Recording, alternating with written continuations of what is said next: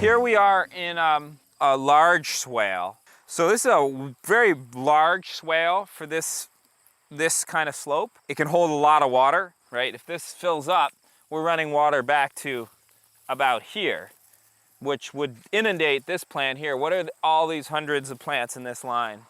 Yeah, they're hazelnuts, exactly. This big swale up here being so large is about water capture, as it is with the small swales, but it's about water capture in relation to these ponds that are over here, where the geese are going, up there. So all the other swales that you see, you saw that pattern in that aerial shot, those are all laid out, pitched at 1 to 2% grade, meaning they're not dead on contour. So in order to lay that out, we have to divide the landscape and organize around where those ridges and valleys are, right? So from the barn to here, what are the landforms that you see? Where is the first major valley? So that's where those ponds are, just between us and the tents there. That's a little bit of a depression. Does everyone see that? But of course there's valleys and ridges at all scales, fractally, down to like very small scales. So at a kind of landscape level, farm level, that's a valley. And then here we curve out to a ridge over this way. So we have plenty of water over there all the time, not enough water over here most of the time. Last year, even though we had 20 inches of rain, by mid-July, not more than 2 to 3 weeks after the rain stopped, this ridge was already drying out and grass growth was already slowing down significantly on this ridge. Typically, we have more water than we can need in a short amount of time, and then we have not enough water. So we'll lose productivity on the ridge, let's say over 5 acres of this field or 10, while there's 5 gallons to 10, 20 gallons a minute of water moving right through this field 100 yards away. One basic way to think of keyline design is as a marriage of wet and dry, and as an evening and a distribution of wet to dry. So you're just distributing the humidity across the field. So you have less super wet and especially less super dry. So one way to do that is simply to make little swales that catch most of the water and convey it very slowly out to the ridges. So that's what's going on here. The reason we made these swales so big here is so we can flood irrigate these from those ponds. And we haven't installed it yet, but what we're going to install is a series of 2-inch valves, or maybe a 4-inch pipe with a big valve, maybe a couple of those. And we're going to be able to empty the top foot of water off those ponds and send that water, maybe 2 feet, into these swales when the conditions are such that there's plenty of water there and not enough water here. I would say every other year I'd expect that to happen. Maybe it'll become normal and be every year. Maybe it'll become less normal. Who knows? We want to establish the infrastructure to even out our moisture distribution either way. And one of the primary things we need to do, besides even putting those valves in, is seal up those ponds. So we knew there was no clay here. We wanted to build the ponds anyways. We know we need them. We figured they might silt up over time. It's one of the reasons we got the geese, is to help silt them up. That didn't help too much, maybe a little bit. We might move to pigs as a next level. And then if absolute necessary, we'll bring some clay in. But we'd like not to have to. From a structural perspective, we can zoom right into the vegetation and talk about that. But what comes before that? What's more important? Higher up on the hierarchy of decision making than this vegetation. We're on this slope, right? We talked about water, which is a function of the slope. Access, right? So what's here from an access perspective? You guys are on a roadway, right? So this roadway was here originally, and it was close enough to being in a good spot that we left it. In general, we want roads not right below a swale. I think roads above a swale up here would be better. But in order to come up to here, we would have had to make a steep left-hand turn to get around those ponds. So we decided it's better to just leave that road close to on contour. So we decided to leave it there. But in general, what you're seeing here is the opposite pattern of what you want if you can help it, which is putting a road. Best to put a road up here versus right below a swale. Why would that be? Yeah, that's going to be where the water is bled into the ground, which also makes that, where you're standing, the easiest place to regenerate and really increase the health of it. So might as well not drive there, right? Okay, so we're on a moderate slope, a slope that's steeper than you'd want to have a roadway go up and down. Ideally, that's below 10%. But a nice slope for most cropping, especially perennial crops. And we're facing southeast. Great, so those are key details to keep in mind, right? So what's the sunniest side of the swale and where's the shadiest side? That's what now is gonna zoom into the vegetation layout. I mean, we're almost north-south, so it's close, but that's a little sunnier, this is shadier. So why are these plants laid out the way they are? Height, right, exactly. So these are nut trees. Here's a chestnut, a timber-formed chestnut. Here is a hickory. Here's an oak. This is basically chestnut, hickory, oaks. These are gonna do this. Well, these are gonna slowly do this over about 3 or 4 years, and then they're gonna do this. A hickory could get 100 feet here, probably 60 to 100. Then what do we have next? Hazels, right? Where are those gonna top out at? 10, 15 feet, right? Then we have some room for the water, and then what are these guys? Seaberry, yep. How tall do these guys get? Yeah, they can get 10, 12 feet even. And then what are these little guys? Honeyberry, Lonicera, right? And these are the smallest of them. You'll see them in Moortown about this big. So here's our superfruits, right? And here are our low nuts, quick nuts, and long-term nuts, right? And they're laid out in that pattern so we have a maximum solar gain for all of them. Now, is there enough room for all these plants to get their full size and not be kind of crowded? No. So why would we plant this many? Exactly. We're not going to assume they're all going to live or that we'll want them all. We'll be thinning over time. But we'll be watching, well, not probably, we'll be watching to see which ones thrive, which ones are doing the best, promoting the ones that are doing the best, but also trying to keep as much as we can until they're bearing, to see which ones are bearing the best, not just the fastest, but also the most valuable mast, either fruit or nut. Some kind of suppression of the grass is almost essential to get a lot of these plants established. We may be able to feed the plants directly with like a foliar spray and still get them to come up, even amidst a sod. And that may be one strategy we take on. But at least at a smaller scale in Moortown, we've basically relied on suppressing the grass and the sod to get the plants to grow up, either through burlap, combination of burlap and wood chips, sometimes just scything or mowing and raking grass, using hay. Here's a hay field. It's just been hayed for 50 plus years. It's been grazed as well before then.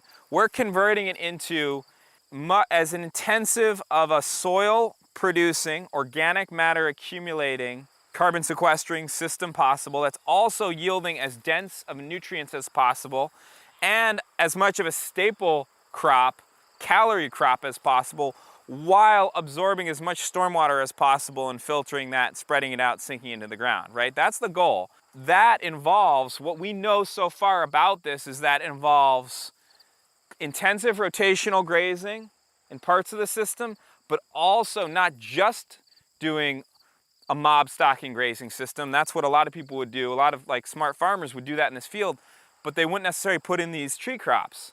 We're adding the water system and the tree crop system, overlaying that with intensive rotational grazing system. It's all of the smartest, most regenerative systems that we know about that can work at this scale overlaid. As far as we've gotten into it, it has to involve intensive rotational grazing. It has to involve the water systems. That's primary, actually. The swales is the first thing. The grazing's the second, and the tree crops are the third. In order of regenerative ability, that's how it is.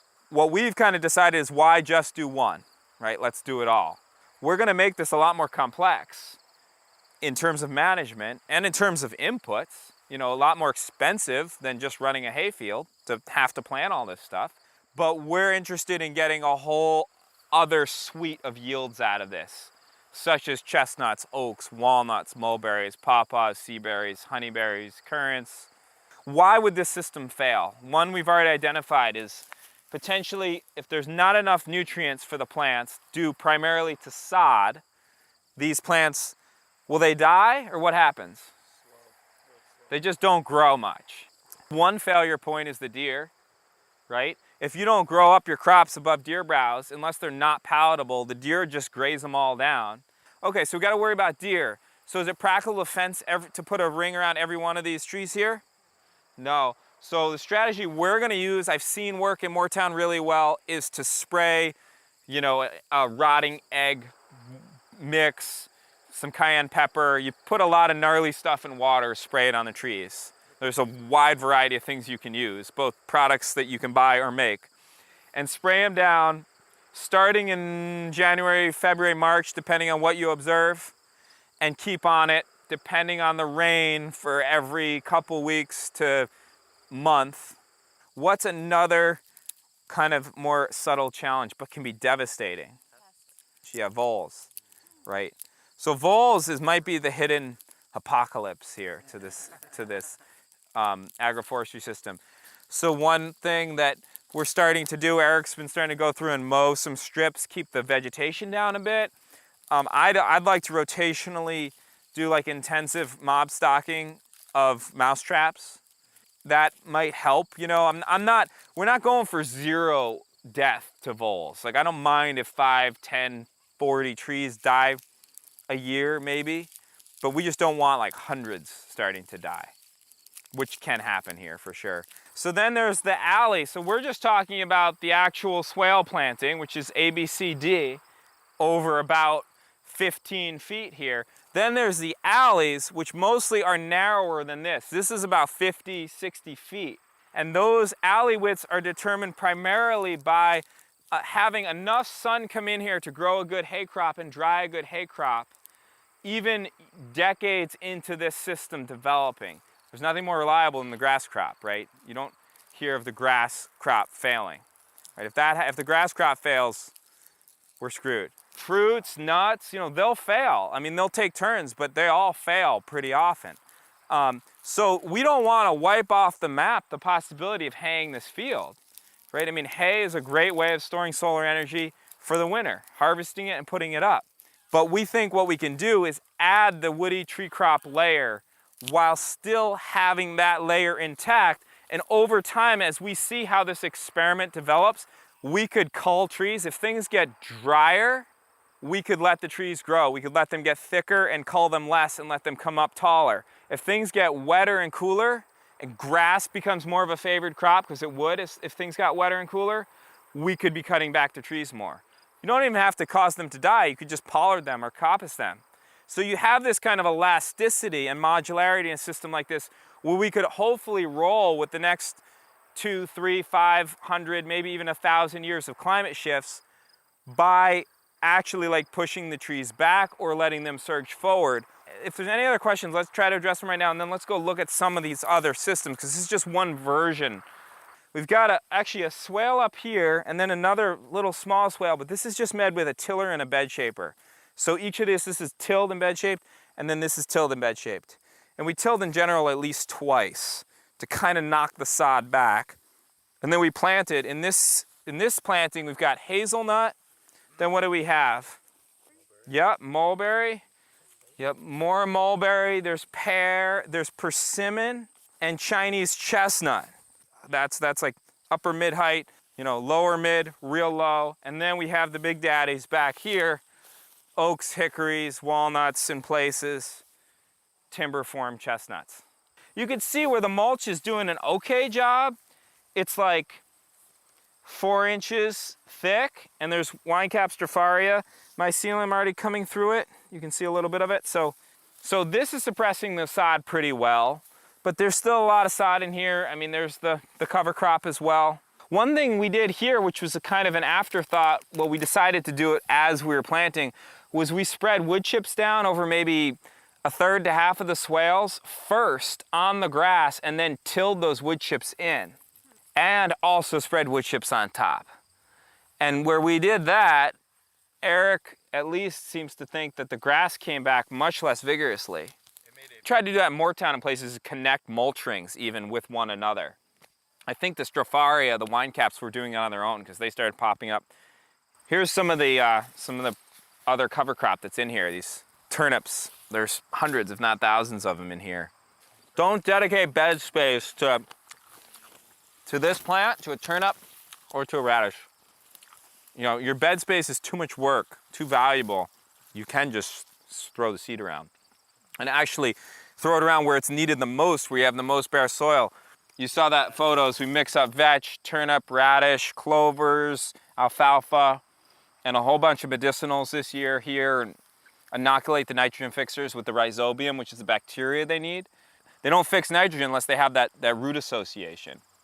So it's important to inoculate your nitrogen fixers at least once in the beginning. This now is a nursery for other sites or for this site's continued development.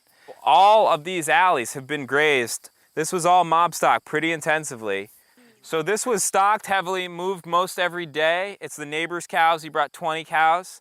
That's already started to regenerate the field quite heavily in places. I mean, you can see all the urination events down there.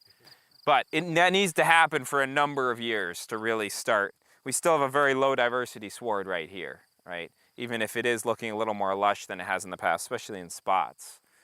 What we found is the best impact happens the earliest, both from animals and machines. Whatever you do in May and early June is so much more important for regeneration than what you do in August or September, in general.